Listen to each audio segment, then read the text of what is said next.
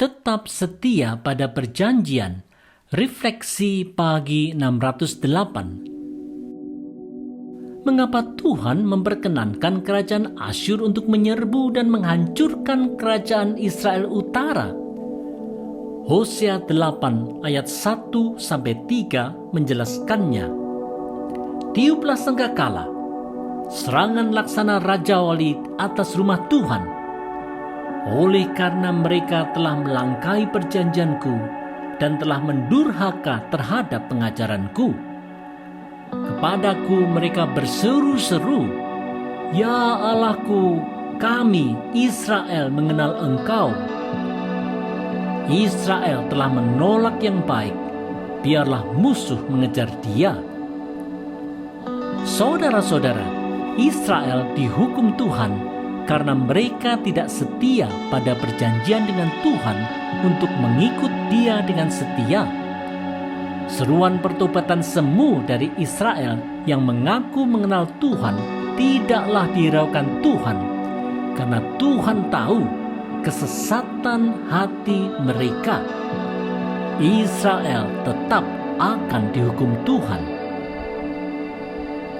Saudara-saudara, seperti perjanjian bangsa Israel dengan Tuhan di masa perjanjian lama, Allah telah membuat perjanjian baru dengan gerejanya melalui darah penebusan Yesus Kristus. Gereja Tuhan dipanggilnya untuk hidup kudus dan membawa kesaksian Kristus ke segala penjuru dunia. Hanya sayangnya, gereja yang seharusnya merupakan kumpulan orang-orang percaya Kristus itu sering tidak setia pada panggilan Tuhan. Ini mungkin disebabkan karena banyak orang yang menjadi Kristen karena tradisi saja, sehingga tidak serius dengan imannya, atau bisa juga karena gereja sibuk dengan dirinya sendiri dan lupa akan tugas panggilannya. Apapun penyebabnya, marilah kita sungguh-sungguh bertobat.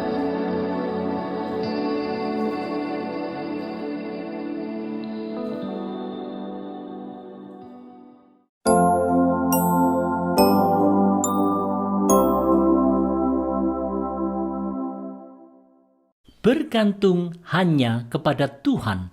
Refleksi pagi 609. Apa yang telah dilakukan oleh kerajaan Israel Utara yang menyebabkan murka Tuhan? Mari lihat Hosea 8 ayat 4. Mereka telah mengangkat raja, tetapi tanpa persetujuanku.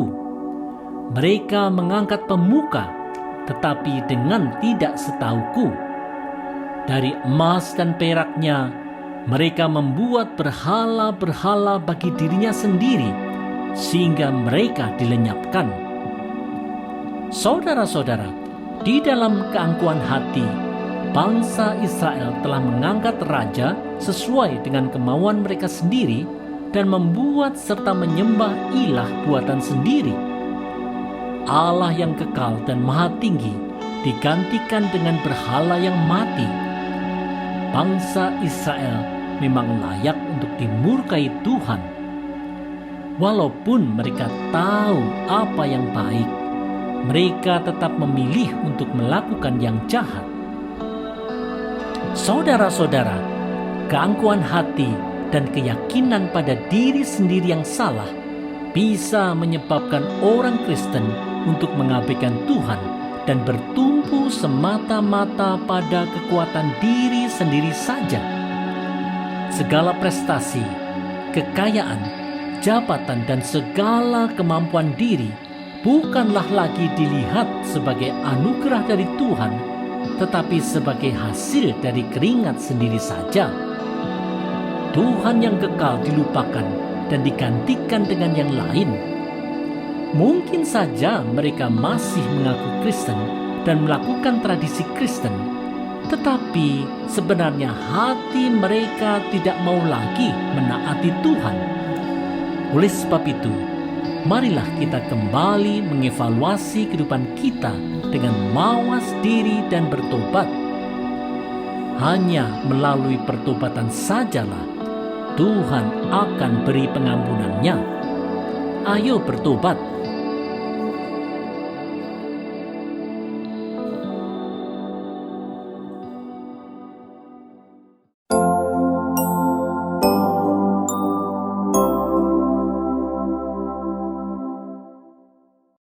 Hanya menyembah Tuhan saja.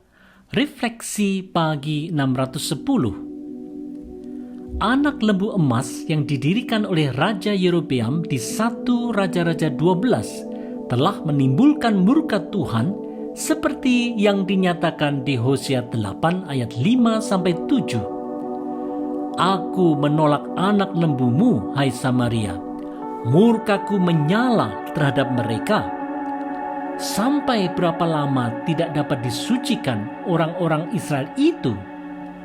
Itu dibuat oleh tukang dan itu bukan Allah. Sungguh akan menjadi serpih anak lembu Samaria itu. Sebab mereka menabur angin, maka mereka akan menuai puting beliung. Saudara-saudara, karena motivasi politik, Raja Israel, Yerobeam, telah menyesatkan orang Israel untuk menyembah benda mati dan tidak pergi ke bait Allah di Yerusalem. Allah yang hidup digantikan oleh patung lembu buatan manusia. Sudah selayaknya lah Israel dimurkai Tuhan. Saudara-saudara, orang Israel Utara telah melanggar perjanjian dengan menyembah yang bukan Tuhan. Kecenderungan hati yang tidak mau taat kepada Allah ini adalah hal yang tidak berkenan di mata Allah dan pastilah dimurkai Allah. Sayang sekali. Apa yang terjadi di masa lalu itu masih terjadi juga di masa sekarang ini. Umat Kristen Indonesia yang telah ditebus Allah melalui pengorbanan Yesus Kristus seringkali tidak peduli Tuhan lagi dan bahkan mengikuti yang bukan Tuhan. Sikap rindu Tuhan bisa saja tergantikan dengan sikap cinta uang, nafsu kejar kedudukan, dan ambisi untuk meninggikan gengsi dengan menghalalkan segala cara. Akibatnya, kejahatan merajalela dan Tuhan pasti murka. Mari hindari semua itu dan tetap berlaku setia.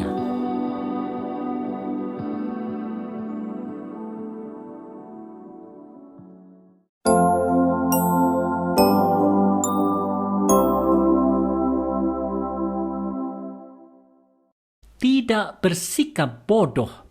Refleksi pagi 611. Tindakan apa dari bangsa Israel Utara yang menyebabkan mereka dihukum Tuhan? Ini perkataan Tuhan di Hosea 8 ayat 8-10. Israel sudah ditelan. Sekarang mereka itu ada di antara bangsa-bangsa seperti barang yang tidak disukai orang. Sebab mereka telah pergi ke Asyur, bagaikan keledai hutan yang memencilkan diri. Efraim telah membagi-bagi hadiah cinta. Sekalipun mereka membagi-bagi hadiah itu di antara bangsa-bangsa, sekarang ini aku akan mengumpulkan mereka dan sebentar lagi mereka akan berhenti mengurapi raja dan para pemuka. Saudara-saudara, bangsa Israel telah meminta pertolongan Asyur yang justru nanti akan menghancurkan mereka. Israel telah bertindak bodoh dengan tidak mengandalkan Tuhan. Saudara-saudara, sikap bodoh Israel yang tidak mau mengandalkan Tuhan dan malahan mencari pertolongan manusia merupakan sikap yang harus dihindari oleh jemaat Tuhan di Indonesia. Baik di dalam lingkungan gereja maupun di masyarakat umum, orang percaya bisa saja lebih mempercayai kekuatan senjata, koneksi pejabat, uang suap, serta backing pemilik modal dibandingkan dengan keyakinan pada kekuatan Tuhan. keyakinan iman akhirnya hanya berada di lingkup pribadi semata dan tidak teraplikasikan dalam kehidupan sehari-hari. Garam itu terbukti tawar dan tidak mampu mencegah kebusukan. Akhirnya, gereja malah ikut menjadi busuk bersama dengan membusuknya masyarakat. Marilah kita hindari hal seperti ini.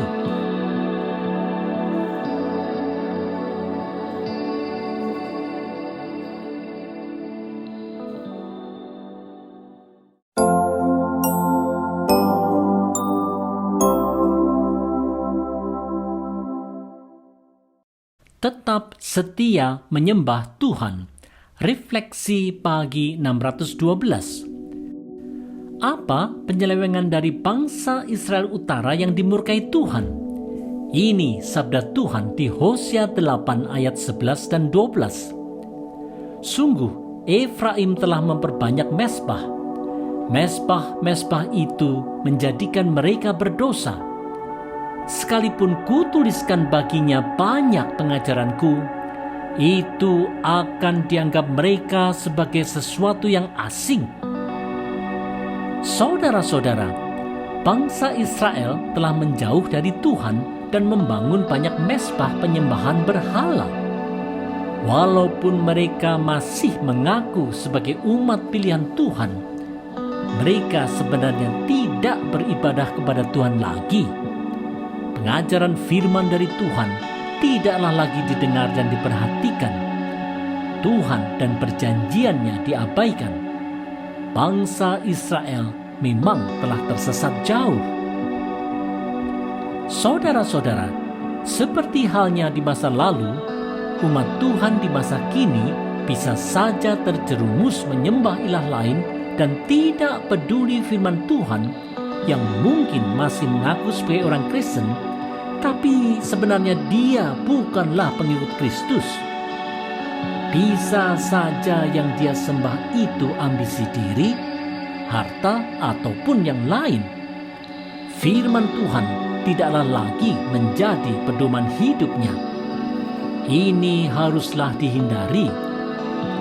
Oleh sebab itu, wahai gereja Tuhan di Indonesia, marilah kita membina umat Tuhan untuk percaya pada Yesus Kristus serta tetap bertumbuh dalam pengenalan akan Tuhan melalui pengajaran yang setia pada Alkitab, yang diajarkan dengan jelas dan menarik, serta memiliki aplikasi yang relevan dengan kehidupan masa kini. Inilah yang harus diusahakan.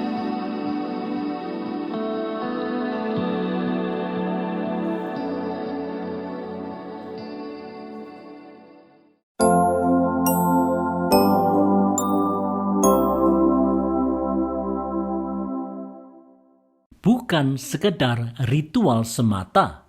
Refleksi pagi 613. Walaupun bangsa Israel tetap melakukan ritual keagamaan sebagai umat Tuhan, apa tanggapan Tuhan terhadap tindakan mereka itu? Mari perhatikan Hosea 8 ayat 13. Mereka mencintai korban sembelihan. Mereka mempersembahkan daging dan memakannya. Tetapi Tuhan tidak berkenan kepada mereka. Sekarang Ia akan mengingat kesalahan mereka dan akan menghukum dosa mereka. Mereka harus kembali ke Mesir. Saudara-saudara, walaupun ritual keagamaan tetap dilakukan, hati bangsa Israel sebenarnya tidaklah lagi setia kepada Tuhan. Melakukan ritual semata ternyata tidaklah cukup, karena ibadah itu terutama adalah ibadah hati dan bukan hanya sekedar ibadah fisik. Tuhan yang Maha Tahu menilik hati yang terdalam dari manusia.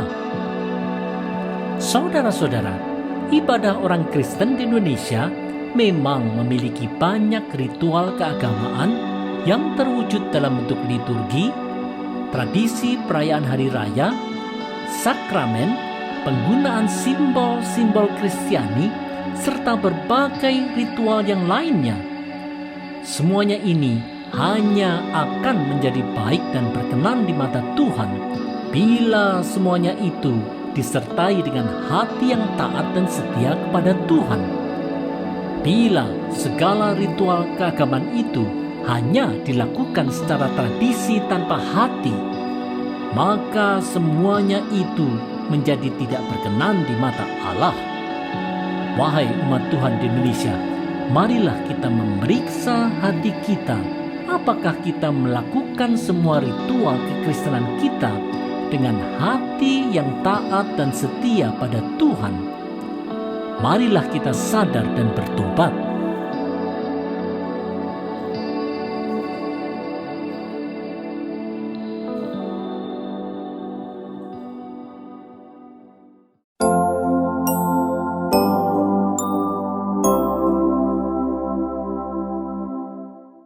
Jangan lupakan Tuhan.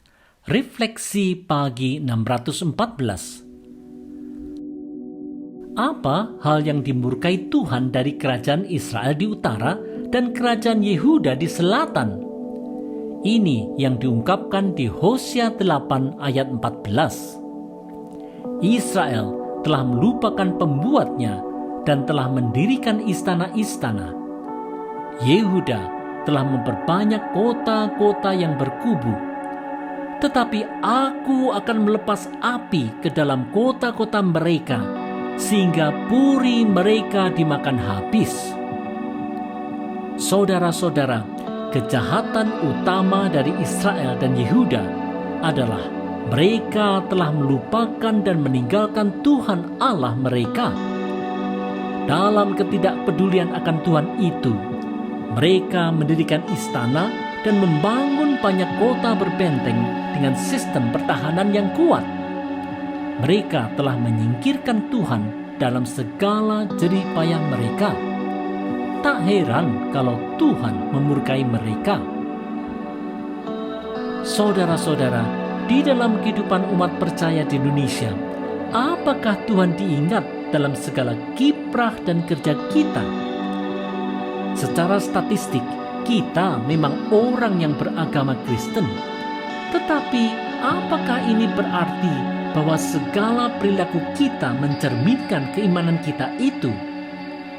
Jangan-jangan tingkah laku kita sama bobroknya dengan orang-orang yang kita anggap jahat di sekitar kita. Seperti orang Israel di zaman dulu, kita bisa saja sibuk dengan segala urusan kita sendiri tanpa peduli Tuhan lagi. Kita sebagai umat percaya tidak boleh sekali-kali melupakan segala anugerah dan kebaikan Tuhan yang telah dilimpahkan kepada kita. Oleh sebab itu, marilah kita datang kembali kepada Tuhan untuk memperbaharui komitmen kita kepadanya. Ayolah